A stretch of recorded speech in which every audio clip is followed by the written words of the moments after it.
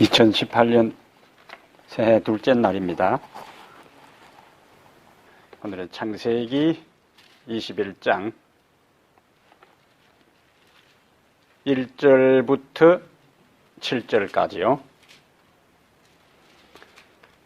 여호와께서 말씀하신 대로 사라를 돌보셨고 여호와께서 말씀하신 대로 사라에게 행하셨으므로 사라가 임신하고 하나님이 말씀하신 시기가 되어 노년의 아브라함에게 아들을 낳으니 아브라함이 그에게 태어난 아들 곧 사라가 자기에게 낳은 아들을 이름하여 이삭이라 하였고 그 아들 이삭이 난 지 8일 만에 그가 하나님이 명령하신 대로 할례를 행하였더라. 아브라함이 그의 아들 이삭이 그에게 태어날 때에 100세라 사라가 이르되 하나님이 나를 웃게 하시니 듣는 자가 다 나와 함께 웃으리로다. 또 이르되 사라가 자식들을 젖먹이겠다고 누가 아브라함에게 말하였으리요 마는 아브라함의 노경에 내가 아들을 낳았도다 하니라. 아멘. 여기 1절, 2절에서 반복되는 말씀이 있는데 어떤 말씀이 있어요? 여호와께서 말씀하신 대로 사라를 돌보셨고 여호와께서 말씀하신 대로 사라에게 행하셨으므로 사라가 임신하고 하나님이 말씀하신 시기가 되어 노년의 아브라함에게 아들을 낳으니. 왜 이것을 강조했을까요? 1, 2절 가운데 하나님이 말씀하신 대로 말씀하신 시기가 되어서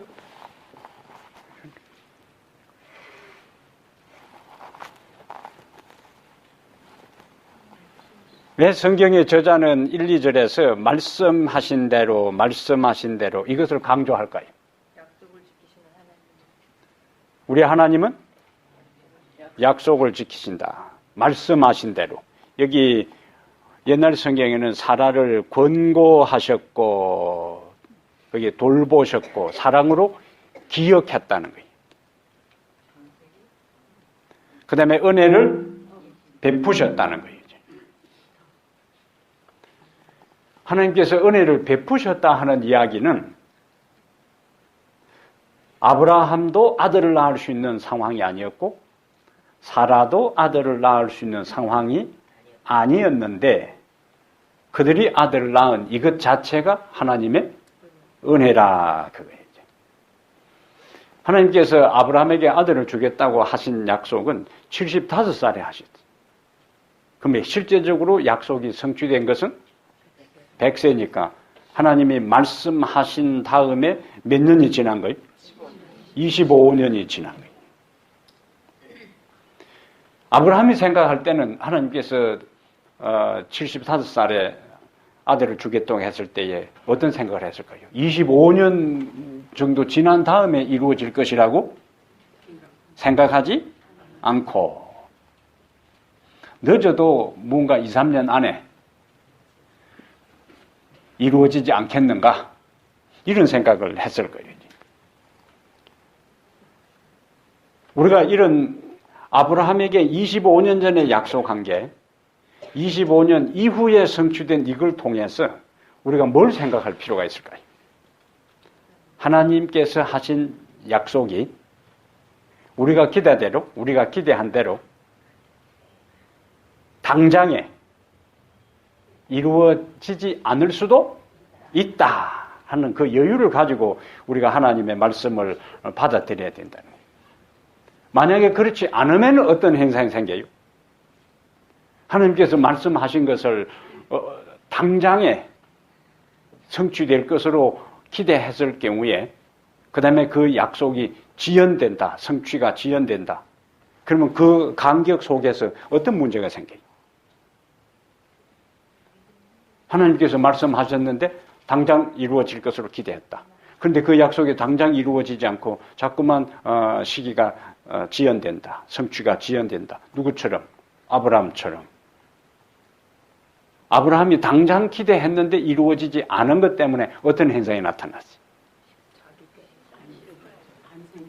자기 스스로 하나님의 약속을 이루어질 가능성이 보이지 않으니까 자기 스스로 처음에 제안한 것은 창세기 15장에 엘리에셀, 아주 충실한 엘리에셀을 그냥 뭐 삼았어?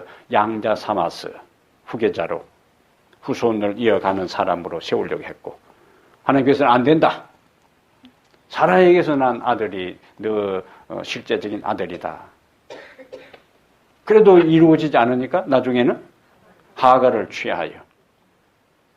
그러면은 엘리에셀이 내 양자가 될 것이고 하가를 취하여 후손을 이어가려고 한 그 아브라함의 모든 그 행동 속에 무엇이 깔려 있는 거예요? 불신. 하나님께서 하신 말씀이 성취될 것이라는 것에 대한 믿음이 부족했다는 거예요. 그럼 사람은 하나님이 말씀하신 것에 대한 믿음이 부족할 때는 꼭 가만히 기다리지를 못하고 말씀하신 것이 이루어질 것이라고 믿으면은 그때까지 기다리지만은 믿음이 없을 경우에는 인간이 무언가 이제는 뭐요? 이루려고 나서기 시작하는 거예요. 그것이 아브라함의 삶 속에서 반복해서 나타납니다. 그래서 성경의 저자는 여호와께서 말씀하신 대로 하나님이 말씀하신 시기가 되어, 왜냐하면 이전에는 하나님께서 시기를 말씀하지 않았어요. 그냥 포괄적으로 말씀하신 거예요. 사라에게 아들이 있을 것이다. 그러니까 하나님 잘못은 없는 거예요. 예? 하나님 잘못은 없어요. 하나님께서는 아들 준다고만 했지 언제 준다고는 이야기를 안 했거든요. 그러다가 하나님께서 17장 21절하고 18장 14절에 내년 이맘때에 사라에게 아들이 있을 것이라고 정확하게 이제 시점을 이야기를 하시고 그 말씀하신 시간이 될 때에 오늘 21장에 가서 말씀하신 대로 사라를 돌보셨고 여호와께서 말씀하신 대로 사라에게 행하셨으므로 그 다음에 이제 2절에서 뭘 강조하냐면은 사라가 임신하고 무슨 말씀이 나와요? 하나님이 말씀하신 시기가 되어 이렇게 나오는 거지. 그래서 우리가 서두에서 생각했던 것처럼 하나님은 자신이 하신 말씀에 대해서 반드시 책임을 지시고 이루신다는 것을 우리가 문자 그대로 받아들일 수가 있습니다. 다니엘과 요한을 통하여 하나님께서 많은 예언을 하셨어요.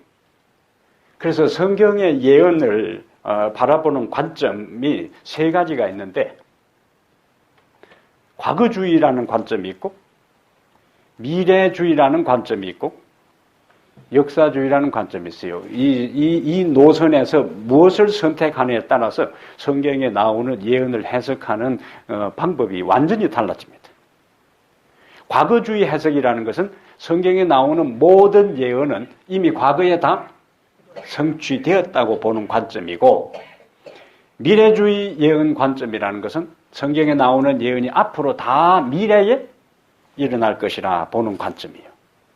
그럼 재림교회는 과거주의와 미래주의와 역사주의 관점에서 어떤 해석의 원리를 받아들이는가? 역사주의 관점이에요. 그럼 역사주의 관점이라는 것은 성경의 예언이 과거에 이루어진 것도 있고 현재 이루어지는 것도 있고 앞으로 이루어질 것도 있다. 이런 관점에서 예언을 보는 것을 무슨 관점이라고요? 역사주의라 그렇게 합니다. 이게 교단마다 신학자들이 어떻게 예언을 해석하느냐에 따라서 천차만별인 이유가 미래주의와 과거주의와 역사주의 어느 노선에서 성경의 예언을 들여다보느냐에 따라서 완전히 달라지는 거예요. 천주교의 신학자들이 천주교에서 성경의 예언을 보는 것은 대부분 어느 관점으로 볼까요? 과거주의 관점으로 보는 것보다 역사주의 관점으로 보는 것보다 미래주의요. 그래야 작은 뿔이 비껴나갑니다. 그래야만이 다니엘서와 계시록에 예언된 천주교회의 모든 잘못된 그 비행과 박해에 대한 것들을 피해갈 수가 있어요. 그럼 과거에 그것은 다 자기들하고는 뭐예요? 상관이 없는 거라. 미래에 적 그리스도가 나타나서 그렇게 할 것으로 이제 보는 겁니다. 근데 우리가 역사주의 관점에서 예언을 본다고 할 경우에 하나님께서 다니엘과 또 다른 기타 여러 선자를 통해서 예언한 것들이 아브라함에게 아들을 줄 것이라고 말씀하신 대로 그대로 이루어졌던 것처럼 선자들을 통하여 하신 예언의 말씀들이 이미 성취된 것도 있고 현재 우리의 눈앞에서 이루어지는 것도 있고 앞으로 이루어질 것이다. 그럼 앞으로 성경에 아직 성취되지 아니하는 예언을 우리가 믿고 그 다음에 그 예언적인 흐름에 예의주시하고 우리의 신앙을 점검할 이유는 하나님이 말씀하신 예언들이 과거에도 성취되고 현재도 이루어지고 있기 때문에 그 연장선에서 하나님은 이루어지지 아니한 그 예언까지도 뭐 할 것이다? 이룰 것이기 때문에 우리의 신앙적인 현재의 상황을 점검하고 준비해야 된다는 거예요. 왜냐하면 노아 홍수에 대해서 하나님께서 120년 노아 홍수가 일어나기 120년 전에 노아 홍수가 일어날 것을 미리 말씀하셨고 그 다음에 미리 준비하도록 경고하셨고 그 다음에 말씀하신 대로 120년이 지난 다음에는 노아 홍수가 일어났어요. 이스라엘 백성들이 애굽에 들어가기 전에 아브라함을 통하여 네 후손이 이방의 땅에 객이 되어서 4대 만에 그곳에서 나올 것이라고 하나님께서 예언한 그대로 그 다음에 역사의 흐름이 보세요. 누가 그 역사에 하나님께서 예언된 그것이 성취되어 가는데 수많은 주연들과 조연들이 등장하는데 그 가운데 요셉이 이제 등장하더니 그리고 요셉이 애굽으로 팔려가는 데 있어서 형들은 하나님의 예언을 성취시키기 위하여 요셉을 팔아넘긴 것이 아니고 형들은 그냥 요셉이 미워서 팔아넘긴 거예요. 질투하고 시기해서 팔아넘긴 거예요. 그런데 그 요셉이 애굽에 간 그것 자체가 결국에 이스라엘 백성들이 기근을 피해서 애굽으로 가게 되고 고센 땅에 정착하게 되고 4대 동안 그곳에서 번창하게 되는 그 모든 출발과 환경 조건이 되었다는 거죠. 누구에게 말씀하신 대로? 하나님께서 아브라함에게 말씀하시고 예언한 그대로. 그래서 그들이 빈손으로 나오지 않고 금은 보물 재산을 많은 그 보물들을 가지고 나올 것이라고 예언은 그대로 이스라엘 백성들이 출애굽할 때에 애굽 사람들에게 그것을 요구할 때 애굽 사람들이 10재앙까지 반복해서 그들이 호되게 당한 상태니까 그들은 어떤 생각을 가질까요? 어떻게 하든지 이 사람들 뭐예요? 빨리 내보내야 돼. 그래서 그냥 달라는 대로 다 준 거예요. 근데 그것이 나중에 광야에서 하나님의 성전을 건축하는데 사용되는 그러한 것으로 하나님께서 연결시키는 거예요. 그래서 하나님의 계획들은 주문국식으로 하나님께서 그냥 대강 그 상황에 땜질식으로 한 개인과 역사를 움직여 나가시는 것이 아니고 하나님의 머릿속에서는 한 우리 개인의 삶이나 역사의 흐름에 대한 전체적인 종합적인 그림이 딱 그려져 있어요. 단지 우리가 유한한 인간이기 때문에 그것을 못 보는 거예요. 그러나 우리의 눈에 보이지 않고 내가 그것을 제대로 이해하거나 경험할 수 없어도 성경을 통하여 전개되는 인류의 역사 속에 하나님께서 필요할 때는 직접 개입하시고 하나님께서 필요하면 왕들을 세우시고 하나님께서 필요하면 왕들을 멸하시고 그래서 그 하나하나의 모든 것을 통해서 결국 하나님의 뜻을 성취시켜 가시는 겁니다. 그럼 이때에 하나님의 뜻은 어떤 경우에도 이루어져요. 문제는 하나님께서 당신의 뜻을 이루어 가실 때에 어떤 상황, 어떤 반대, 어떤 형편에서도 반드시 하나님의 뜻은 성취되는데 그 뜻이 이루어지는 과정 속에 우리가 협력하고 우리가 하나님의 뜻에 굴복하고 우리가 하나님의 뜻을 긍정적으로 이루는데 우리가 순종하게 될 때는 하나님의 뜻도 이루어지고 그곳에 협력한 사람도 구원을 받고 반대로 자 전제는 뭐라고요? 하나님의 뜻은 어떤 경우에도 이루어진다. 그런데 하나님의 뜻을 방해하고 반대하기 위해서 사람이 아무리 방해하고 반대한다 할지라도 하나님은 인간보다 수가 높기 때문에, 백수, 천수, 만수 높기 때문에 인간이 하나님의 뜻을 방해하고 반대하려고 하는 그걸 가지고 오히려 뒤치기를 해서 씨름할 때 해가지고 상대의 힘을 이용해서, 유도 같은 경우도 상대의 힘을 이용해서 쫙 낚아채서 넘어뜨리잖아요. 인간이 하나님의 뜻을 방해하고 반대하려고 하는 그걸 오히려 하나님은 자신의 뜻을 성취시키는 발판으로 삼아요.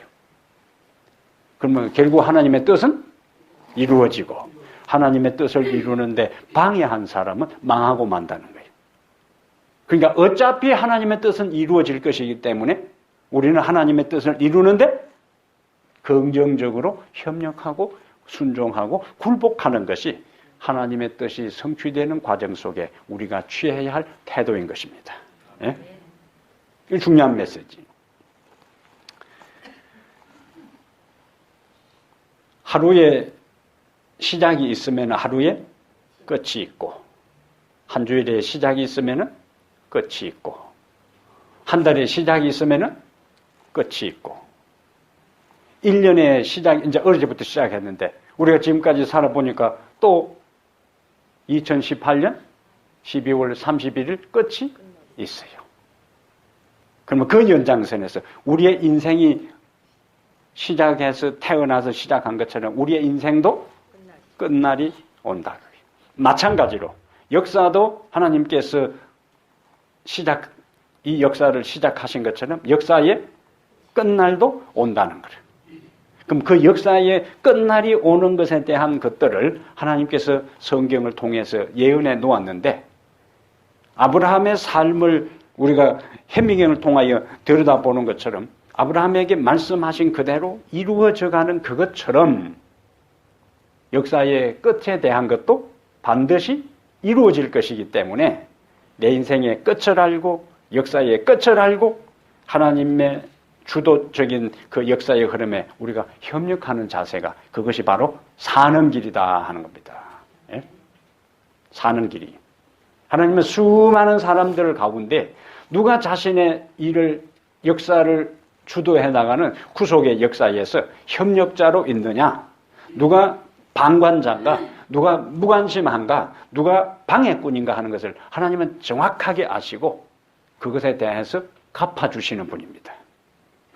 그럼 어차피 우리 삶에 뭐가 있다면은, 끝이 있는 것은 이미 정해진 사실이라면은 끝을 향하여 가면서 내 인생의 끝이 비극적으로 멸망의 끝이 아니라 그 마지막이 예수 그리스도의 재림을 통하여 새로운 삶으로 이어지는 영생의 길로 연결되는 마지막 끝이 되게 하기 위해 오늘 내 인생의 끝이 오기 전에 하루하루의 삶 속에 하나님의 뜻을 따라가는 삶의 자세가 우리에게 필요한 것입니다. 예? 아브라함의 삶 속에 이루어진 그 약속하신 것들이 이루어지는 것들이 바로 그것을 우리에게 보여줘요. 자, 이사야 55장 우리 암송했던 말씀 한 번 더 복습을 하겠습니다. 이사야 55장 10절에 약속을 성취시키는 하나님, 말씀하신 바를 이루시는 하나님. 이사야 55장 10절에 이는 비와 눈이 하늘로부터 내려서 그리로 되돌아가지 아니하고 땅을 적셔서 소출이 나게 하며 싹이 나게 하며 파종하는 자에게는 종자를 주며 먹는 자에게는 양식을 줌과 같이 내 입에서 나가는 말도 이와 같이 헛되이 내게로 되돌아오지 아니하고 나의 기뻐하는 뜻을 이루며 내가 보낸 일에 형통함이니라. 예? 11절 시작이 어떻게 돼요? 내 입에서 나가는 말도 이와 같이 헛되이 내게로 되돌아오지 아니하고, 아브라함에게 있어서는 내가 너에게 아들을 주겠다고 하신 말씀이 헛소리가 아니라는 거예요. 생명의 소리라. 하나님의 입에서 나오는 그 말씀은 허망한 소리가 아니라고요. 공언이 아니라는 거예요. 알맹이도 없고 허공에 맴돌다가 그냥 사라지는 그 소리가 아니라 하나님의 입에서 나오는 모든 말씀은 뭐냐?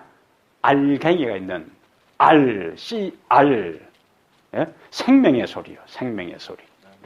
그래서 생명의 소리, 생명의 약속이기 때문에 뭘 지금 이야기하고 있냐면은 2절 마지막에 보면은 노년의 2절 21장 2절에 하나님의 소리는 무슨 소리라고? 생명의 소리, 생명의 소리. 자, 그걸 염두에 두고 사라가 임신하고 하나님이 말씀하신 시기가 되어 그냥 아브라함이라 안 하고 늙은 아브라함에게 그리 나오잖아요. 늙은 아브라함에. 그 다음에 7절에는 또 이르되 사라가 자식들을 젖먹이겠다고 누가 아브라함에게 말하였으로마는 아브라함의 노경에 내가 아들을 낳았도다 하니라.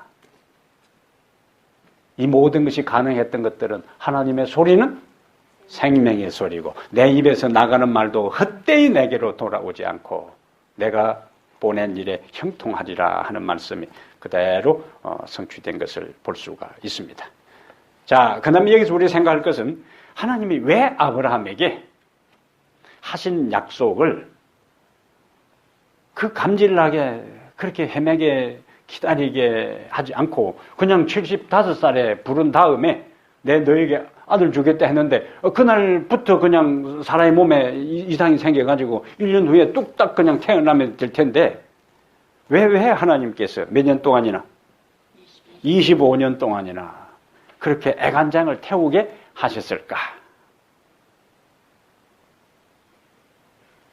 만약에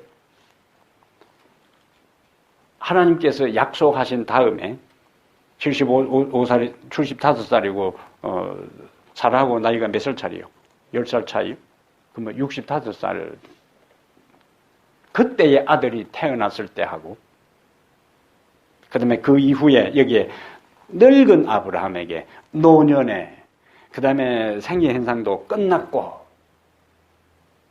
이때에 아이들이 태어났을 경우하고 이전에 인간적으로 어느 정도 가능성이 있을 때 태어났던 경우하고 무슨 차이가 있을까요?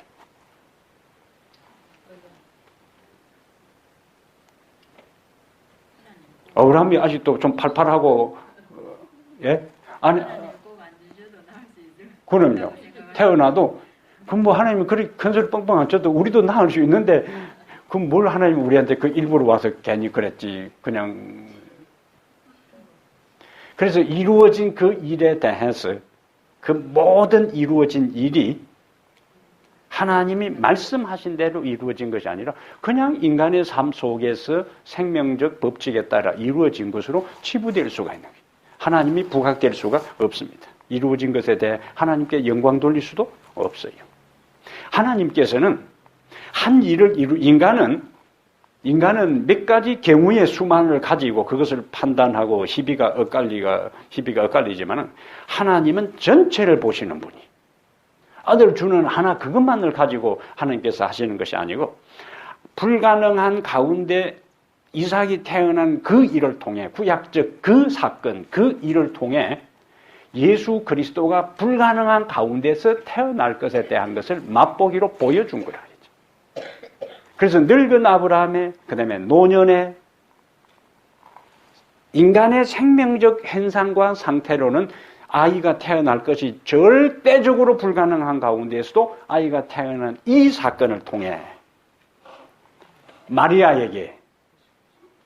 마리아에게 예수 그리스도가 태어나는 그것들을 가능하다는 것을 하나님에게는 가능하다는 것을 보여준 거예요. 그래서 마리아에게 가브리엘 천사가 와서 은혜를 크게 입은 자여 이렇게 했을 때에 마리아가 나는 남자를 알지 못하는데 어떻게 이런 일이 있을 수 있으리요? 천사가 뭐라고 이야기했어요? 하나님의 말씀에는 능치 못할 일이 없다. 지극히 높은 자의 능력이 너를 덮으시리니 이른바 나실 바 거룩한 자는 하나님의 아들이라 일컬음을 받을 것이다. 아브라함과 사라가 느꼈던 아들을 준다 할 때 느꼈던 그 마음이나 사라에게 천사가 나타나서 은혜를 크게 입은 여자에 했을 때에 마리아가 당황했던 거나 따져보면 뭡니까? 똑같은 상황이에요. 그러나 구약의 그 상황을 통해 하나님께서 불가능한 가운데서도 가능하게 하는. 그러면 그 아브라함의 이야기와 마리아의 잉태의 이야기는 그것으로 끝나는 것이 아니고 뭐로 연결되는가? 예수 그리스도를 믿으면은 우리가 하나님의 생명, 영원한 생명을 갖게 된다는, 하나님의 자녀로 거듭나고 하나님의 자녀로서 하나님의 생명을 갖게 된다는 예수님의 가르침 자체가 가능하다는 걸 보여주는 거예요. 우리가 예수 믿는다고 우리가 어떻게? 뭘 약속한다고요? 하나님의 자녀가 되어서 우리가 하나님이 가졌던 영원한 생명을 갖게 되는가? 그거는 얼토당지도 않고 허황된 이야기처럼 느껴지는 거예요. 어떻게 예수 믿는다고 그렇게 되느냐? 내가 한 번도 만나보지도 않은 예수, 내가 직접 음성을 한 번도 들어보지도 않고, 내가 한 번도 그의 얼굴을 보지도 않고, 함께 동시대에 살아보지도 않은 그 예수를 믿는 것이 어떻게 오늘 2000년 전에 죽은 그 예수를 믿는 그것이 오늘 내가 어떻게 하나님의 자녀가 되고, 오늘 내가 어떻게 구원을 받고, 오늘 내가 어떻게 하나님의 생명을 갖게 되느냐. 그건 이론적으로는 불가능한 거예요. 그래서 아브라함의 그 경험이 마리아의 그 경험의 연장선에서 오늘날 예수 그리스도를 우리가 뭐하면 믿으면 구원을 받고 죄를 용서받고 하나님의 자녀가 되고 하는, 인간적으로는 전혀 증명할 수도 없고 받아들일 수 없는 그것이 하나님의 소리는 헛소리가 아니라 생명의 소리이기 때문에 그것이 우리에게 일어난다는 거예요. 예?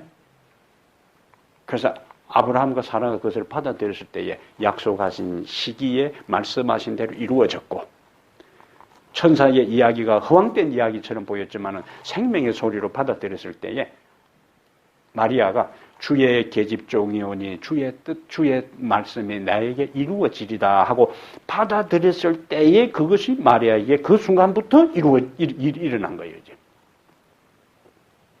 마리아가 그것을 안 받아들였으면 생명의 소리는 받아들일 때에 그것이 작동하기 시작하는 거예요.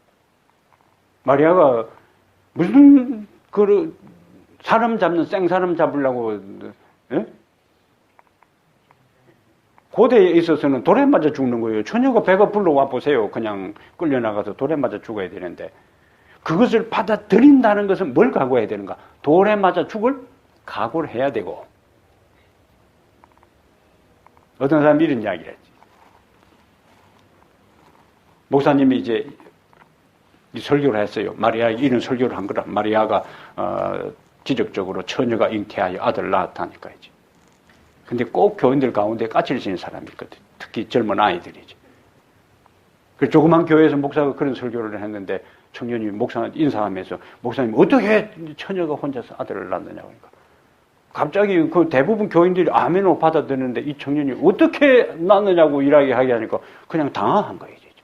청년이, 목사님 그게 말도 안 되는 소리를 어떻게 자꾸 하냐고 하니까 장로님이 가만히 옆에서 보고 있다가, 야, 요셉도 아무 말도 안 했는데 네가 왜 뭐 자꾸 말을 하고 있는지.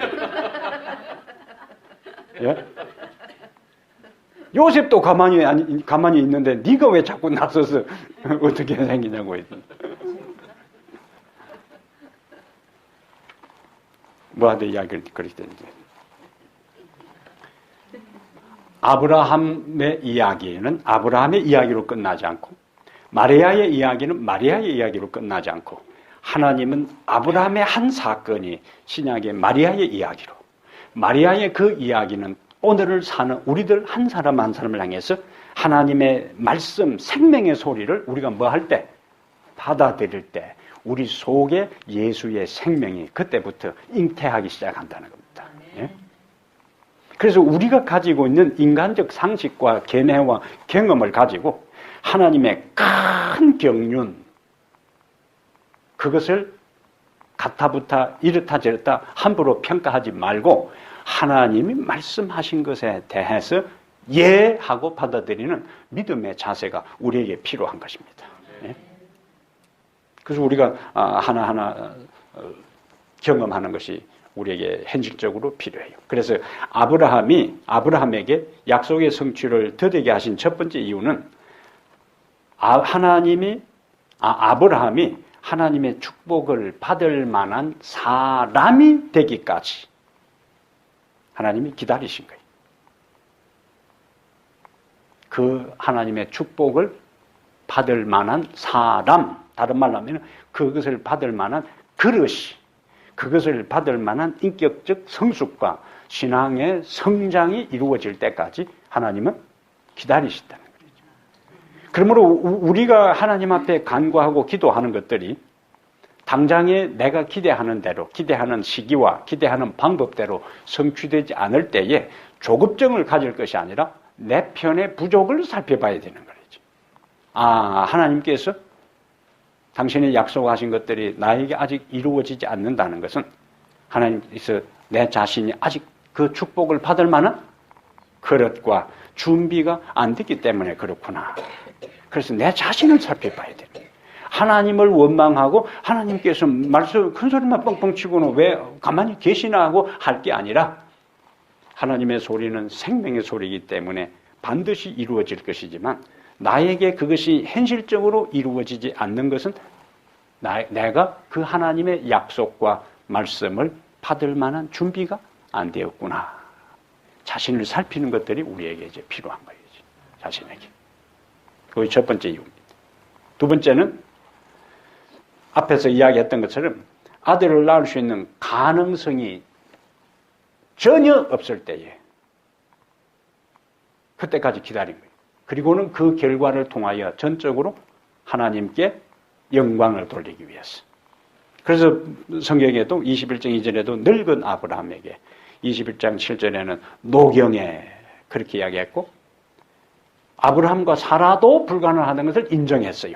왜냐하면 17장 17절에 하나님이 아브라함에게 내년에 아들을 준다 할 때에 아브라함도 웃었고 그 다음에 18장 10절 12절에 사라가 장막 안에서 그것을 들으면서도 사라도 속으로 웃었어요. 속으로 웃었다는 것은 뭘 의미해요? 그것은 말도 안 되는 소리라는 거예요. 그 네 번이나 나오잖아요. 노년에, 노경에 남자도 불가능하다고 스스로 인정했고 여자도 불가능하다고 스스로 인정했고 그러니까 전체적인 모든 상황은 아들을 낳을 가능성이 전혀 없지만은 생명을 주관하신 하나님은 모든 일이 가능하다 하는 것을 우리에게 보여주는 겁니다. 그래서 하나님의 어떤 약속과 말씀이 당장에 성취되지 않을 때 첫 번째는 뭐 하라고요? 우리들 자신에 되돌아보고 두 번째는 모두 인간적으로는 이제는 인간적으로는 도저히 불가능하다 할 때 하나님께서 그때에 개입하는 거예요. 그것이 요한복음 11장에 나사로가 죽자마자 예수님께서 짱 하고 나타나서 나사로 그냥 살려버렸을 때는 사람들이 어떻게 생각했을까요?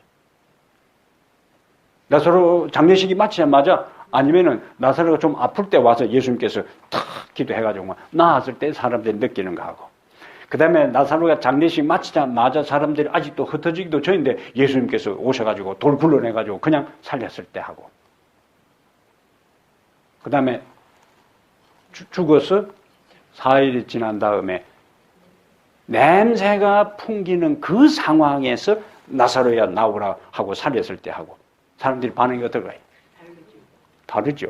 그래서 그거 예수님의 깊은 뜻을 모른 두 여동생은 삐져가지고 평소에는 뭐 예수님께서 피곤하다 해가지고 밥 좀 차리라 해가지고는 집에 와서 밥도 잡수시고 또 내 좀 쉬다 가야 되겠다 하고 낮잠도 주무시고 예수님은 가장 편안하게 갈 수 있는 집이 나사로의 집이었어요. 그래서 다른 데 방문하다가 집에 와서 간단하게 잡수고 한숨 주무시고 그 정도였는데 다른 집은 못 가고 다른 집 아픈 사람 못 살려줘도 최소한 뭐예요? 주고 오빠는 살려줘야 된다 생각했는데 다 장례식 치르고 난 다음에 그것도 그 다음날 다니고 냄새 나는데 직접 오시지도 않고 저 마을 입구에서 내 왔다 하니까 어땠을까요? 예? 어땠어요? 입이 나올 때로 나왔을 거 아니? 세상 뜬다며 왔어. 그럼요. 그것이 성경에서 성경적 표현으로 선생님이 여기 계셨으면 우리 오라버니가 죽지 않았을 것입니다. 최대한 부드럽게 이야기하는 거예요. 다른 말로 그냥 나올는 하지만은 그래도 최대한 부드럽게 이야기해요. 그것이 예수님에게 있어서는 단지 나사로를 살리는, 앞에서 이야기했어요. 예수님께서 우주를 경영하고 개인의 삶과 전체적인 역사를 주도해 나갈 때 인간은 내가 당하는 현재의 그것만 가지고 예수님께서 딱 쪽집게처럼 그것만 탁 꼬집어서 메스를 가하든지 해결해 주기를 원하지만 하나님은 그렇게 보시는 분이 아니라 그 하나를 가지고 전체를 다 보시는 분이라고요. 두 여동생은 뭐만 생각하는 거예요? 우리 오빠 죽었으니까 빨리 와서, 우리 오빠 아프니까 빨리 와서 낫게 하든지 그것만 생각하는데 예수님은 그 가정뿐만 아니라 그 다음에 그 유대인들뿐만 아니라 그리고 훗날 역사를 통하여 그 스토리를 접하는 모든 사람들을 통해서 예수님께서 내가 생명이다. 그래서 죽은 자를 할지라도 썩은 냄새나는 사람이라 할지라도 나오라면은 나올 수 있는다 그예요. 죽은 사람이라도. 그래서 그가 수의를 입은 채로 강시처럼 이렇게. 예? 강시 아니요, 강시. 이렇게. 수의를 입고, 그 성경에서 수의를 입고 나온다고 그렇게 하죠. 예수님은 그냥 여동생의 그 바람에 따라서 그냥 쫓아와서 해결하는 그 차원이 아니라는 거죠. 그러므로 우리의 간구와 기도에 대해서 당장에 이루어지지 않는 것 때문에 하나님 믿어도 소용없다느니 뭐 이런저런 말 하지 말고, 지금 당장 이루어지지 않는 것은 내가 기대하는 그 시기보다 하나님께서 다른 타이밍을 맞추어서 하나님께서 이 일을 통해 당신의 영광을 드러내고 이 일을 통해 다른 주변 사람들까지 또 좋은 감화와 감동을 주고 하나님을 더 높이기 위한 하나님의 섭리가 있겠구나 라고 믿음으로 그것까지도 받아들이시라는 거예요. 이것이 이 성숙한 신앙인의 모습입니다. 성숙한 신앙인의 모습이. 3절에 보겠어요. 아브라함이 그에게 태어난 아들고 사라가 자기에게 낳은 아들을 이름하여 이삭이라 하였고, 이삭이라 하였어요. 이삭. 그 아들 이삭이 난 지 8일 만에 그가 하나님이 명령하신 대로 할 일을 행하였더라. 아브라함이 그의 아들 이삭이 그에게 태어날 때에 100세라. 그런 말이 이제 중요한 거예요. 6절에. 사라가 이르되 하나님이 나를 웃게 하시니 듣는 자가 다 나와 함께 웃으리로다. 그러면 원래 아브라함은 뭐 했어요? 하나님 말씀을 비웃었어요. 사라도 그 하나님의 말씀을 비웃었어요. 근데 이삭이란 이름이 웃음이라는 뜻이죠. 아브라함도 비웃었고 사라도 비웃었는데 하나님께서 야 너희들이 그리 나를 못 믿고 나를 비웃으면은 취소 끝이다. 됐다 그만 이렇게 하실 수 있는데 우리 하나님은 그 인간의 불신의 비웃음을 그 우리 하나님의 수준이 우리하고 비교가 안 되는 거예요. 우리 같으면 됐다 그만 끝이다 일이 되겠지만은 그 불신의 비웃음을 뭐로 바꿔줬어요? 기쁨의 웃음으로 바꿔요. 그리고 이름까지도 뭐예요? 이삭이라 지어라고. 참 멋진 분이잖아요. 예? 우리 하나님이 이런 분입니다. 얼마나 멋져요. 우리 인간의 아들 주먹만한 그 가슴하고는 비교가 안 되잖아요. 우리 하나님의 마음입니다. 우리 하나님의 마음.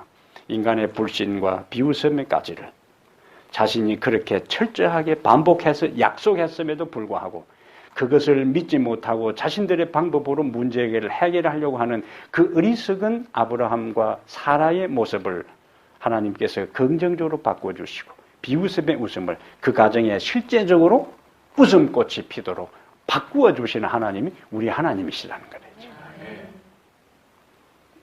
그 훗날 그러한 경험을 한 아브라함과 사라 입장에서 이삭을 볼 때마다 어떤 생각이 들었을까요? 예? 신기하고 이삭을 볼 때마다 어떤 생각을, 이삭하고 부를 때마다 어떤 생각이 들었을까요? 이전에 하나님의 약속을 불신했던 것들을 뉘우치고, 그럼에도 불구하고 하나님께서 이렇게 기쁨을 주시는구나. 어떻게 하든지 그 하나님을 이제는 기쁜 마음으로 잘 섬겨야 되겠다. 그리고 이삭에게도 그것을 반복해서 가르쳐 줬을 거 아니에요. 이러한 하나님의 큰 마음을 우리에게 달라고 기도하시기를 바랍니다. 그래서 7절에 또 이르되 사라가 자식들을 젖먹이겠다고 누가 아브라함에게 말하였으리요마는 아브라함의 노경에 내가 아들을 낳았도다. 노경의 아들을 낳았도다. 사무엘을 낳고 기뻐하는 한나의 모습이 사무엘 2장에 있고, 침례 요한의 아버지 어머니도 노인이었어요. 근데 누가복음 1장에 침례 요한의 아버지 어머니도 침례 요한을 이 땅에 낳았습니다. 그 모든 것에 대한 하나님의 능력과 축복입니다. 기다림 끝에 얻어지는. 그래서 75살에 그냥 아들 준다고 한 다음에 그 다음에 그냥 이삭이 태어났다. 그때 느껴지는 감동하고 감격하고 하나님께 대한 감사와 하나님의 능력에 대한 신뢰하고 25년 동안 기다리고 하다가 드디어 아들이 태어났을 때에 그 느껴지는 그 감격과 감동은 동일할 수가 없는 거예요. 영혼을 구원하는 것도 마찬가지입니다. 어떤 사람이 교회 갑시다 하니까 아유 그래요. 그렇지 않아도 내가 교회 가고 싶었는데 내가 그 말을 하기를 기다렸어요. 내가 다음 안식부터 따라갈게 해가지고 그냥 따라 나왔다. 이때 느껴지는 거하고 물론 그때도 너무 쉽게 한 영혼이 구원받아서 나와 함께 동일한 소망을 갖고 사는 것에 대한 기쁨이 있겠지만 날다 하다가 안 나오고 밥 사주고 뭐 선물 사주고 해도 그럼 나가 죽게. 전도했다 한 번 나왔다가 또 안 나와버리고.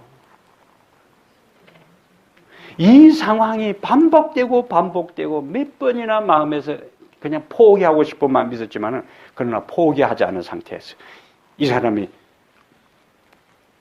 마음속에 거의 포기할 상황이었는데 어느 날 내가 아무리 생각해 보니까 내가 예수 믿고 살아야 되겠다 하고 이제 교회에 나와서 충실하게 신앙생활을 한다면 처음에 한두 번 권했는데 그냥 따라 붙여서 교회 나올 때 하고 될 듯 하다가 안 되고 거의 포기 직전인데 공을 많이 들이고 들었는데 기도도 많이 하고 세게 하고 하나님 마음 좀 바꿔달라고 하고 교회에 와서 좀 감동 좀 받게 해달라고 해가지고 교회 딱 나왔다. 그리고 내 옆에 같이 앉아서 예배를 드린다. 그리고 그 사람이 예수님을 잘 받아들여서 침례를 받는다. 그 침례 내가 그렇게 애를 써서 인도한 영혼이 침례를 받을 때 다른 사람의 마음하고 그 구도자를 인도한 사람의 마음이 동일할 수 있겠어요? 동일할 수가 없지요. 그 사람은 눈물 안 흘릴 수가 없는 거지. 그럼 그 다음부터 교회 오면 누구부터 먼저 볼까요? 그 사람이 교회 나왔나? 안 나왔나? 결국에 다른 영혼을 인도하기 위한 그 마음의 마음은 하나님의 마음을 최소한 조금이라도 하나님의 애타는 마음을 영혼 구원을 통해서 하나님께서 우리로 하여금 이해하고 맛보고 경험하도록 하는 것이고 그 영혼이 하나님께로 돌아왔을 때에 시편 126편에 있는 것처럼 울며 씨를 뿌리러 나가는 자는 정령 기쁨으로 그 단을 거두오리라 하는 것을 우리가 경험하라는 이야기라. 예?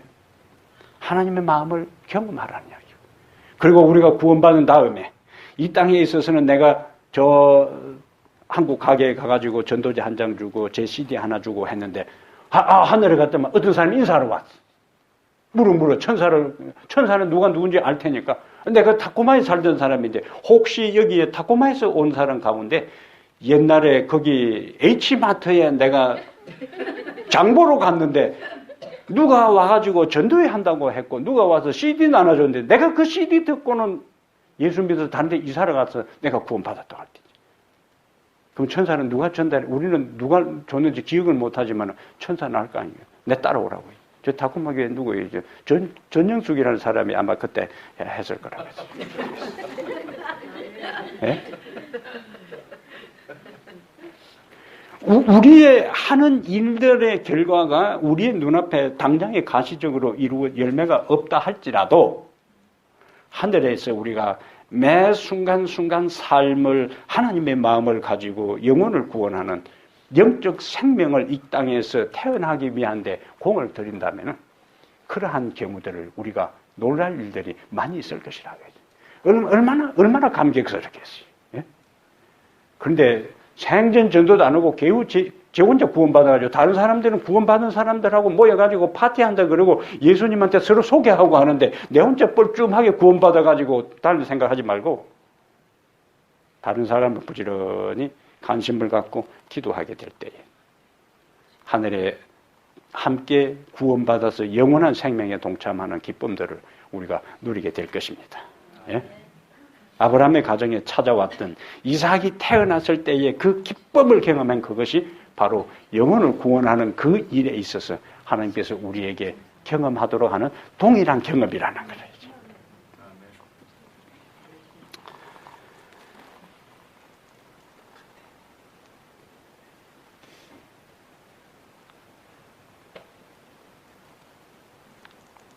오늘 더 진도가 나갈랬더만 그만해야 되겠다. 예. 기다림. 하나님의 약속은 허공에 맴돌다가 사라지는 빈 소리가 아니라 무슨 소리다? 생명의 소리고 하나님은 자신이 하신 말씀을 이루시는데 인간이 기대한 방법과 시간대로 하는 것이 아니라 인간은 자신의 눈앞에 자기와의 관계에서만 보지만은 하나님은 큰 스케일로 큰 그림으로 보신다는 걸 우리가 기억할 필요가 있어요. 그래서 내가 기대한 대로 당장에 어떤 일들이 이루어지지 않다 할지라도 하나님의 시간표, 하나님의 방법이 되면은 방법대로 일들을 이루실 것이고 그 다음에 그 이루어진 일들을 통하여 우리는 아브라함의 가정에 찾아왔던 기쁨, 이삭이 옥동자가 태어난 그 가정의 기쁨처럼 우리의 삶에 힘들게 기다리고 기다렸던 것들이 성취될 때 우리는 그 일을 통하여 하나님께 기쁨을 안겨드리고 영광을 돌리는 그 경험을 하게 될 것입니다. 영혼 구원에 대해서도 우리가 위하여 기도하는 구도자 한 명 한 명들이 지금은 무관심하고 반응하고 아브라함과 사라에게 있어서 이삭이 태어날 기미와 조짐이 전혀 보이지 않았지만은 하나님께서 반드시 그 약속하신 것을 이루신 것처럼 우리가 접촉하는 구도자가 전혀 반응을 보이지 않고 이 사람이 구원받을 가능성이 없는 것처럼 보여도 우리가 정성을 다하여 그를 하나님의 마음으로 접촉하고 간구하고 그를 인도할 때 하나님의 때가 될 때 구원받는 역사를 주시고 이삭의 기쁨을 우리에게 주실 것입니다. 우리 하늘아버지, 이 저녁에 주께서 우리에게 말씀하시니 감사합니다. 주님이 하신 모든 말씀은 생명의 소리요. 주님은 하신 말씀에 따라서 반드시 그 약속을 이루시는 분임을 다시 한번 저희들이 확신하게 해 주시옵소서. 우리의 삶의 당장에 당신의 약속이 이루어질 조짐과 기미가 보이지 않아도 당신의 시간표와 방법대로 이루어질 것을 믿고 주님을 향한 우리의 신뢰와 믿음이 한순간도 흔들리지 않도록 도와주시옵소서. 2018년 이 한 해가 아브라함과 사라에게 주었던 그 이삭의 기쁨이 우리의 삶에도 영혼 구원의 이삭의 기쁨을 맛보게 해 주옵소서. 우리 주 예수님 이름으로 기도합니다. 아멘.